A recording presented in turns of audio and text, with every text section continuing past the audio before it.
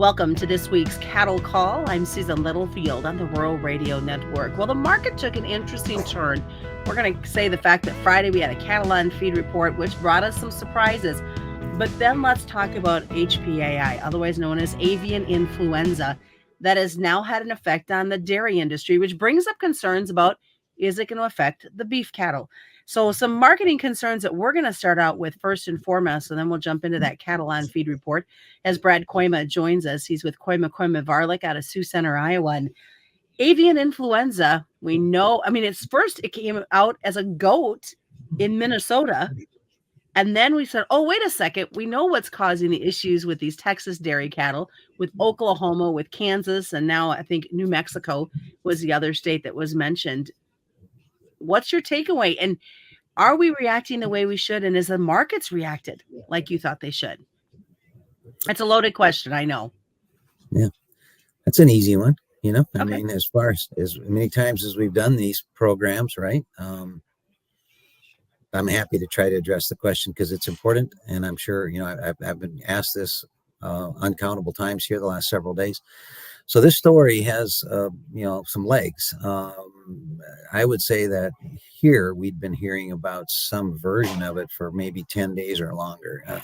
Started in the Hereford, Texas area, the panhandle of Texas, with this mysterious disease. They didn't know what was the deal, but basically the main symptom was that decreased lactation. In other words, the cows weren't producing near as much milk as they had been suddenly. In some cases, the milk itself is discolored. I'm told sometimes that if they're pregnant, they abort the calf, and they were trying to figure out just what was going on. Was it a feedstuff issue or what? But it had been kind of contained to one area. But then you start to hear the spread of it a little bit. It's in more places than the states that you enumerated as well. I know from talking to people, for instance, in Michigan and stuff like that. Not widespread, but incidents of it. So I am certainly not here to create panic. And in fact, I would like to try to look at this quite the opposite of that. So from a marketer standpoint or from an analyst standpoint, the news was kind of, we were curious 10 days ago. And then 8 days ago, we're like, oh, this is kind of creepy. And then the last 3 days, up until today anyway, it's like going, are you kidding me? Just seriously? Where the story kept growing. Okay. Now I feel like today it's maybe de-escalated a bit. I apologize. I'm seeing how we're going to close here because we're going right into the close and we are higher right now. So good.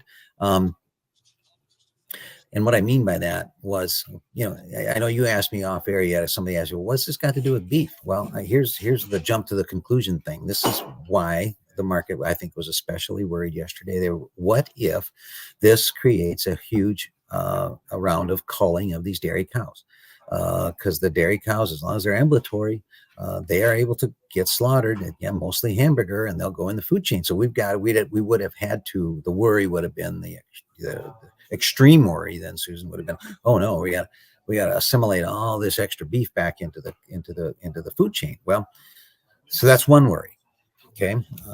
Here's another worry. And again, I'm not here to create panic. I think the market's handling itself nice today. Okay. But bad publicity. And I would cite two things: pink slime, which was the safest product ever manufactured in terms of grinding meat, and swine flu. Yep. A disease in hogs that didn't affect the meat. It was perfectly safe to eat. And what happened? The consumer went, oh my gosh, I better not, and they backed off, and they both had huge market impacts. So for me to just sit here, and I think some of it I'm sensitized because I did not react. I underestimated the significance of COVID. And I have not forgiven myself for that. Okay. I should have been in front of that thing way more than I was. I believed and wanted to believe, it's just like the flu. It's not a big deal, right? Remember the beginning of that stuff, Mm-hmm.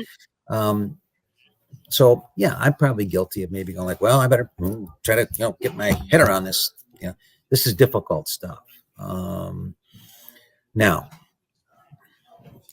the fact that we're going to close here about 50 higher in the front months and over $1 higher in some of the feeder cattle months, that's a nice thing. I would like to think that yesterday, when we were jumping to all those worst case scenario conclusions, that was it, that was enough. And I think yesterday's lows are very important. So I thought the feeder cattle stopped at a great spot, right on a retracement, right on an old support area, yada, yada. And a lot of the middle months of the cattle got right back to halfway retracement of this last leg up. It's a very common place for you to hold. So the funds are still alive, okay? And you don't want them to come out. We need those on the long side. So there's my avian bird flu story. Now, maybe to get a little more detail, okay?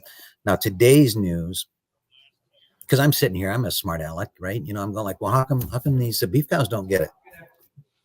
I watched them walking along the bluffs of the Missouri River many times, and there's freaking 100,000 geese out there walking around with them, right? Mm-hmm. Defecating and urinating, and cattle are eating their grass. And I think, and that's the story that's kind of coming out today, that this is a problem pretty much in old cows and or otherwise compromised cows, okay? Yep. So something that's in a confined facility, something that's probably not very vigorous, right? Doesn't have, you know, that type of built-in health that a young animal would have. You know, I'm not sure that probably there's all kinds of animals. I read an article from the USDA today that they've identified it in 200 different mammals.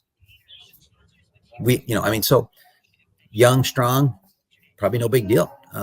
So I'm hoping that that's how the market responds to this too. So we're going to lose a few old cows. So what? The cow market's super high. Cows were higher everywhere I checked yesterday and today at auction. So they're not. Milk futures are lower today. If they really thought this was going to debilitate the ability to raise, boy, I got you a really long answer here, didn't I? I'm very, very sorry. But then why would the milk futures be lower? You know, so I think we're feeling a little better that, okay, let's we got to pay attention, but it looks to me like hopefully this little fire is going to, you know, die out. I hope. Well, I can definitely say, Brad, this was not on my 2024 bingo card. So it's just another one of those deals, Susan, where, you know, things are finally going good. We're in a tight supply deal, and yet there's always something that can happen. If you're a cattle feeder, it's like going to SeaWorld. You are sitting in the first row all the time. You know, there's always a chance of something to go wrong. Every morning, I think I say this to our young guys and to our interns here. Every day when you go home, there could be something that comes out that makes cattle go down the limit. There is almost never something that comes out that makes it go up the limit. Now, sorry, I'm the old grouchy guy on the thing here today, but you got to recognize you got to do something with protect this market this high. You've got to use your head, right? You know. So you talk about sitting in the front row at SeaWorld. Kind of how the feel was when those cattle on feed numbers came out on Friday.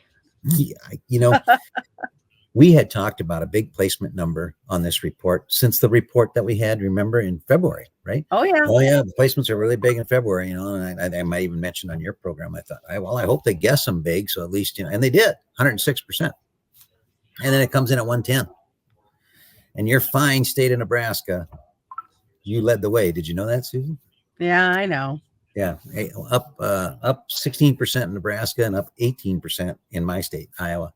I didn't even know we had that many pens. Kind of hard to believe, but it is what it is. That's the statistics. That's the cards we drew. So big placement, particularly in the north. Also a big placement in Colorado, who's been way, way behind. Placement number in Texas, for instance, was only 99. So cheap feed. Maybe some of these corporate cattle moving to the north. I don't know. You know, that's what it appears to me to be. The other thing about the placement number that I'd like to add, because I don't know if people really look at these numbers as closely as I do, but I always look at the weight breakdown because it makes a difference. You know, you can only place them once, and then it's a matter of timing. The weights were skewed toward the heavy end. Okay, that's not great news. So as I look at it, you know, from strictly a supply sider standpoint, to me, that potentially has the most pressure in late summer. August, particularly, maybe August, September. And that's how we traded up until today. And then they were all about the same, but August was the weakest, certainly Monday and Tuesday. So yeah, that's a lot. I haven't let you ask many questions. We could talk about cash. Waiting on that to happen in earnest. Should be tomorrow. Right. You know, it's a short for a long, right? Because of Good Friday.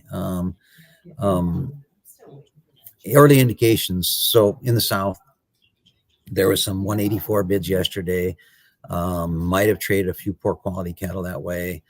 This morning, one of the majors took that bid from 84 to 185, which is the right direction. I mean, it's 3 lower than last week, but it's the right direction.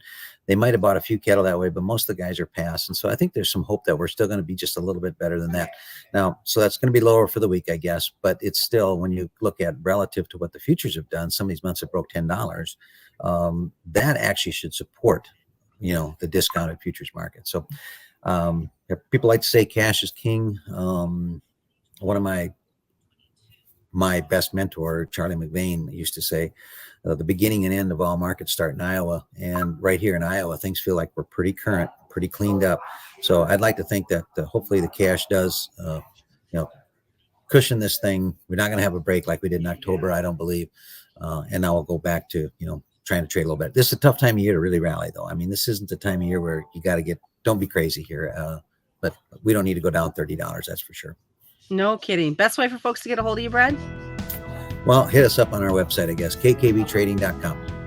All right, that's been this week's Cattle Call. Quick reminder, commodity futures and options do involve a substantial risk of loss not suitable to all investors.